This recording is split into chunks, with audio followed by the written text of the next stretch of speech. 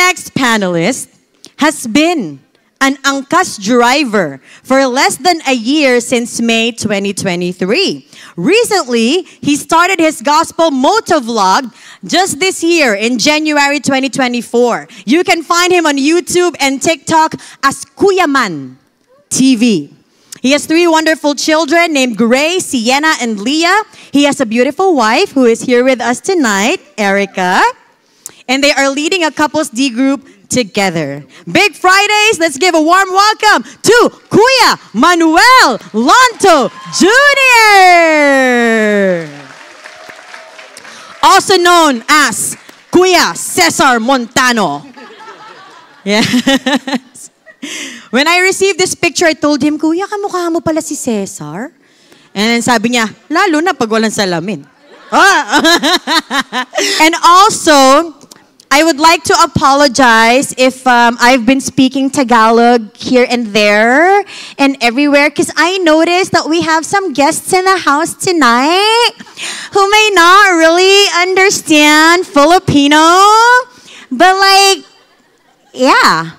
But it will be a mix of Taglish, guys, okay? Because baka kabahan si ating Kuya Manuel kapag tinodo natin yung English, kaya i-relax lang natin ng konti. To the breakout tables with participants who don't understand Tagalog, God bless. Please translate. So, for you, how can you define the true measure of success? Or ano ba ang success for you? Or would you say that you are now successful in your current status? Who would like to go first? Candidate number 1. Sabay pa silang ladies first. Nakubuli ako dito. Oh, can you also do it in a British accent? No. Ba't nagbe-British? Okay, so how do I measure success?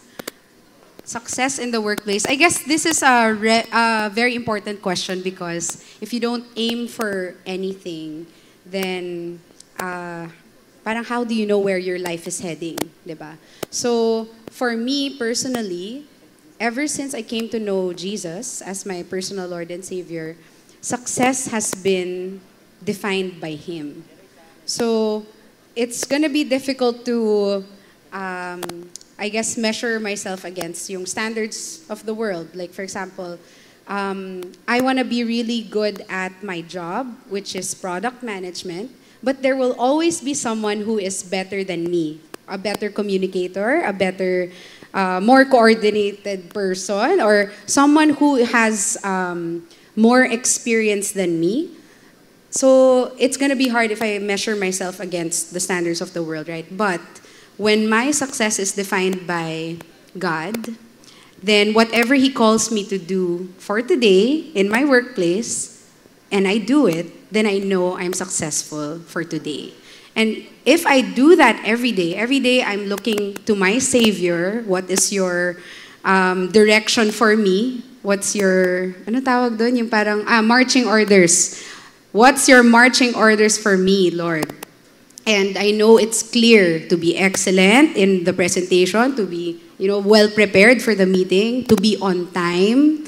Yun. So, if I know that and I follow my Savior, then I know I'm successful for the day. It also puts less pressure on me to compare myself with others. Kasi kay God lang ako nakatingin. Or I'm only looking at my Savior. Ayan, may translation. Yes. Captain O reporting for duty. Yeah. So would you say that you are successful now? Because what I'm getting there is you define success by whether or not you are able to fulfill God's purpose for you for today. Yes, it's a day-by-day thing. So I think by God's grace, I can be successful. So, and I say na, I don't confidently say, today, I'm successful. Kasi, of course, I know that there are days na I fail or parang I know I needed to do something but I wasn't able to. Or God is leading me to do something, to reach out to an office mate or to reach out to someone close to me. And yet, I chickened out, diba? So parang medyo natakot tayo na slide. So, real talk lang, may mga ganon. So I wouldn't say na everything my God tells me, I do it perfectly, diba? Hindi. But that's where the dependence on God comes in. That's where our faith comes in. And yun, I think you can really choose God. You can choose to be successful. Right. As we said in the first session, what's the title? Meeting the boss. And our ultimate boss is God Himself. Magja-jack and poy po ba tayo kung sino po ang susunod? Okay, Kuya Manuel! Nasabi na, joke lang. Sa akin naman, success, siyempre, pag nagawa mo ng maayos yung trabaho mo, kung nagagawa mo ba ng naloloob or nakaayon sa Panginoon. For example, sa akin, madali kasi siyempre, ang rider, mahatid ko lang yung pasahero ko ng ligtas. Success na yun eh. Complete job na kagad yun, di ba? So, yung assignment natin, gawin natin ng tama, tsaka nakikita, nagre-reflect sa atin si God sa mga ginagawa. Maliit man yan o malaki yung position mo sa work, no? Kahit simulan natin sa pinakamaliit, palagay natin sa company is yung mga naglilinis, hanggang sa dun, sa pinaka-CEO. Eh kung tama yung ginagawa at nagre-reflect, nakikita yung sipag doon, nakikita yung willingness, nakikita yung, alam mo yun, na, ay may Diyos ko. Hindi nagre-reklamo eh. Hindi nag-grumbling, wow, English.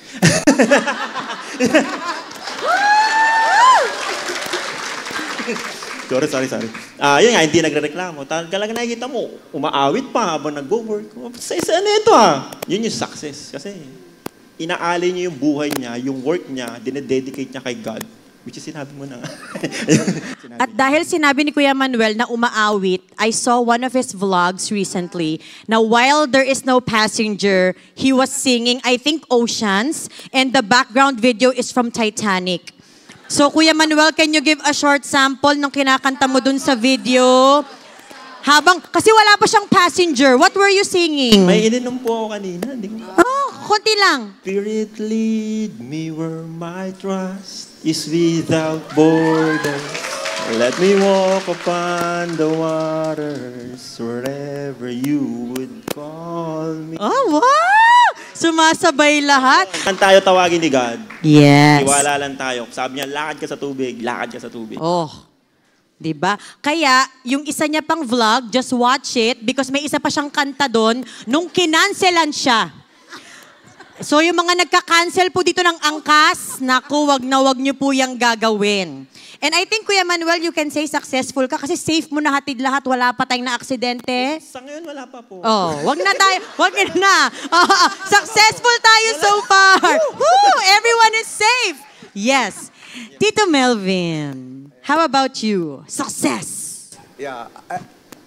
Hello? Yeah. So, akin same lang with both of them. I count success as a daily basis, no? I start my day aligning with God, making sure na I'm getting a clear instruction from Him. And yung mga things to do ko naka-align din, I offer it to Him. I ask Him how He want me to execute yung mga things to do ko. And usually, I get instruction from God na usually, I categorize into 3 sets, no? Merong things na pinaprompt siya na He want me to do today. No, meron namang mga bagay na kuha ko, within 1 week, kailangan makausap ko tong tao, ma-reach out ko, no? And meron naman, it's a quarter like task. Like, I need to mentor one of our manager, no, in the area of one value, no. So it's a quarter timeline, no. So ino-organize ko yun. After ko na-align, ino-organize ko yun so I can execute it properly, yung sinasabi nyo, no. But I need to be excellent in executing those tasks, no. And at night, of course, I reflect. Tama si ate, hindi natin lahat nagagawa, no. Sometimes, nagagawa natin, we become very selective. So, I always reflect and see kung I ask sorry kung hindi ko nagagawa. Then, tomorrow, I'm praying for another chance to do all this list. So, yeah. So, I count na pag ganun yung routine ko, meron akong peace sa sarili ko na I'm doing the right thing. And, yeah, for me, it's success already, no? And I'm sharing this principle to my children because the world is measuring success through ibang measuring sticks, di ba? Like money, etc., etc. So what if hindi dumarating yun? No, it doesn't count. Kay God, ang nagka-count is yung obedience mo sa Kanya, yung alignment mo sa Kanya, and how you execute it. Nagbi-bring ba ng light sa mga kasama mo? No? So yun, for me, that's success. They did not discuss the questions, but all their answers are aligned. Success is measured by the obedience to the actual master and boss of our lives. Thank you for sharing that. Okay, my next question is for Kuya Manuel. So we're interested to know, paano ka po ba naging angkas rider or driver? Kasi po nag-start ka May 2023. So ano po ang iyong work history since 16 years old? So the angkas driver story. 2016 na ako nagsimula talaga na angkas, pero natigil. Then nagkaroon ako ng Pisonet, computer shop. Then pina-stop sa akin ni God kasi natututo ng kung ano-ano yung mga bata. So in-stop ko yun. Then namasukan ako bilang, ano pa ba? Nagbenta ako ng audio-video. Pero mga... DVD. Hindi naman ganun. Hindi. Okay. Mga flat screen naman. Oh, flat screen. Okay. Tapos, then, before ako sa angkas, nag-construction, project in charge sa isang construction site. Then, nasishare pa din naman natin yung sigad sa mga construction worker. Then, ngayon, tsaka na ako nag-angkas. Kasi nag-usap kami ni God, sabi ko sa kanya, Lord, gusto kong bumalik sa angkas. Isa lang sinabi niya sa akin, sige, basta lahat ng pasahero mo, hanggat maaari, share mo ko Sabi ko, sige ba? Tapos yun, nag-deal kami doon, then lahat ng kailangan ko, nabigay ni God. Thank you for sharing that. Yes. Ang ganda kasi nung sinabi ni Kuya Manuel na the effect of the computer shop, nagiging negative, not to him but to the customers But the conviction is there. Nakikita ko ron, pero... Tapos nag-ano rin pala ako, sorry. Nagbebenta rin ako ng computer parts. Meron din akong computer shop. Medyo humina nung after pandemic. Malakas nung pandemic. Then, wala nang ibang ginawa mga tao kundi mag-computer nung pandemic. Yes. Tapos ngayon humina. So naisipan ko nung sa construction, then angkas. So yung ganong mahina, Kuya Manuel, paano mo hina-handle yung mga ganong parang dati malakas, ngayon mahina? Una, iniisip ko kung ano yung mali kong ginagawa. Kasi, ba't di ako binibless ni God? Sabi ko, siguro may mali akong ginagawa. Siguro hindi ko nagagamit ng maayos yung binigay sa akin na talent ni God. Stewardship. Kasi, yes. Di ba sa Parable of the Talents, may binigyan ng 5, 2, tsaka 1. So, yung isa, naging 10, isa 4. Siguro, dun ako sa 1, sa ngayon. So, kailangan kong gawin yung pinapagawa niya siguro. Baka hindi ako nagagawa. Baka may mali akong nagagawa. Kaya hindi ako binibless. Bakit di ako nagpo-promote? Ba't di ako nagkakaroon ng trabaho? Baka may mali kang ginagawa. Yun, examine natin yung sarili natin. So, reflection. Thank you, Kuya Manuel. Is that wrong to desire first something higher? Does that mean we're materialistic? Or should we just be content and happy with what we currently have? Could be right or wrong depending on the motive of your heart. Thank you, Tito Melvin. Is it wrong to be content with my current situation? Meaning, okay lang ba na I'm comfortable with less stress? Or dapat ba mag-aim ako for bigger territory? Kaya lang, with the bigger territory is bigger stress. So, ayaw niyang maging professional relaxer. Pero okay lang po bang maging content? Kuya Manuel, what do you think? Okay lang ba na chill lang tayo o okay lang na medyo mas stress tayo ng konti? Sa akin, siguro balik tayo dun sa Parable of the Talents. No? Di ba sabi niya doon, according to your ability, ibibigay niya kung ano yung nararapat para sa'yo. Kung ibinibigyan kanya ng 5 talents ngayon, or kung gusto mo magka 5 talents ka, na kunyari, nasa 2 talents ka pa lang ngayon, tapos nag-aim ka ng 5 talents, galingan mo. Di ba? Kasi sabi naman niya dun kung mapagkakatiwalaan kita sa 2 talents, mas mapagkakatiwalaan kita sa mas malaki pa. Yun lang. Thank you, Kuya Manuel. Ito, medyo kailangan... Tito Melvin wants to answer, of course. Okay, so... Ganto, no? Kung anong meron tayo, makontento tayo doon. Maging grateful tayo, maging pasalamat tayo na meron tayo noon. Maging kontento tayo. Okay?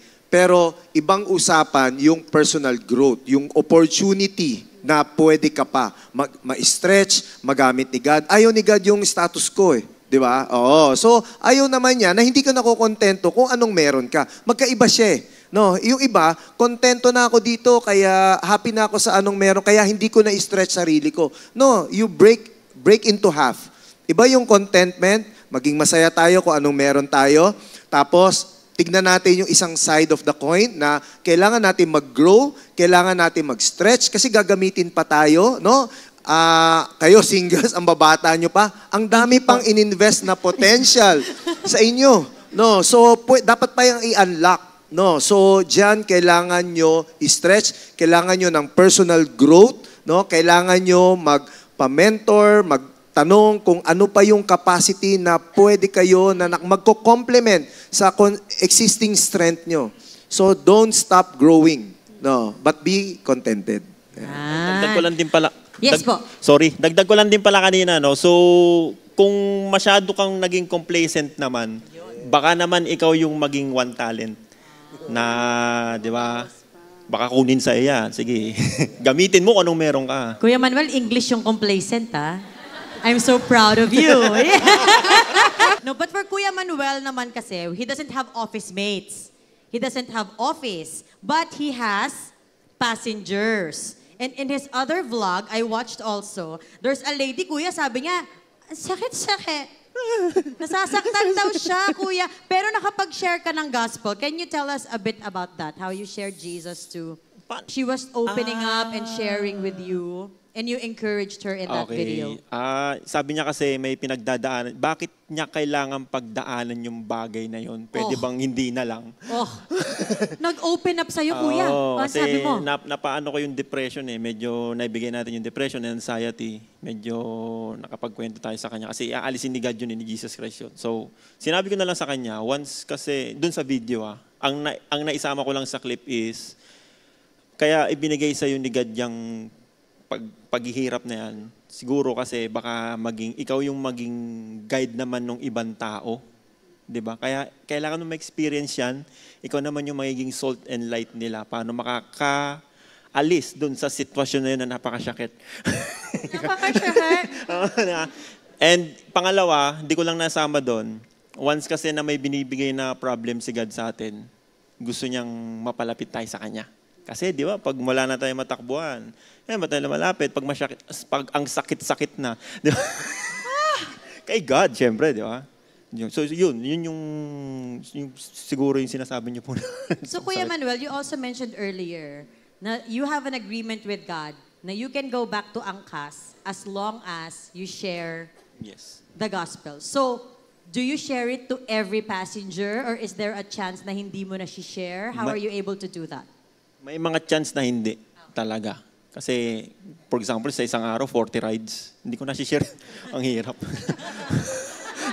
Hirap. Real talk lang. Real talk lang. Real talk lang tayo. Hindi ko talaga na-share. Pero, pinagpipray ko. Lord, gusto kong mag-share. Parang ganyan. Kaya lang minsan talaga, for example, 3 minutes. Lord, 3 minutes na lang to. Paano ko siya i-share? Pero pag may mga pagkakataon na ganun, kunyari, tanghali na, wala pa ako na-sharean, pray ako kay Lord, Lord, di ko nagagawa yung pinapagawa mo. Lord, parang may mali. Alam ko na kagad eh, kasi, siyempre, di ba, ang sabi ni God is i-share ng i-share. So pag may mga ganun, pray lang, humihinto talaga ako nun. Hinto talaga nun. Hindi ko nagagawa yung pinapagawa mo, sorry. Ano ba? Paano ba to? Ano bang kailangan kong gawin? Hingi tayo ng strength sa Kanya. Kasi yung kaaway, talagang nandyan lang yan. The one who must not be named does not deserve to be named. Because the only name worth mentioning is the name of Jesus. Yes! In this place. Okay, Kuya, go. Si kaaway, nandyan lang yan eh. Kasi doon ka talaga niya atakihin sa kahinaan mo. Ay, pagod yan. Huwag mo na siya. Pero hindi, pray ka. Lord, ito yung pinapagawa mo. Mahal kita. Gagawin ko to para sa'yo. Thank you so much. Well, I want to ask them more questions, but sadly, that's all the time we have for now. Aww, sabi ko na sabay-sabay silang So, but don't worry, please stay because you're supposed to have a meaningful discussion with your breakout. But for now, I want to say thank you to our panelists. Let's appreciate them. Ma'am Emmy, Michelle, Kuya Manuel, and Tito Melvin. Thank you so much po for being with us tonight, spending your time. Baka po minsan sa iba sa inyo, bedtime na. But you're still here with us. So I would just like to invite everyone first to stand up with me so that we can close this time in prayer, so that God can cover and protect the conversation that we had here this evening. Let's all pray. Dear Lord, Heavenly Father, we just want to praise and thank you for all that you are.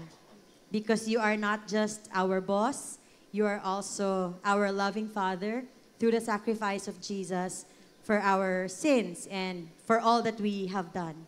Heavenly Father, thank you for the privilege to know you, for the privilege to share you to other people, to our workmates, to our family, to our friends. Thank you for the willingness of our panelists to be here and to share their love for you, to share their experiences as you journeyed with them. And so God, I also pray for all the singles and even the married people and anybody who may have heard this discussion tonight. I pray that you will plant seeds in their hearts, that you will allow to grow.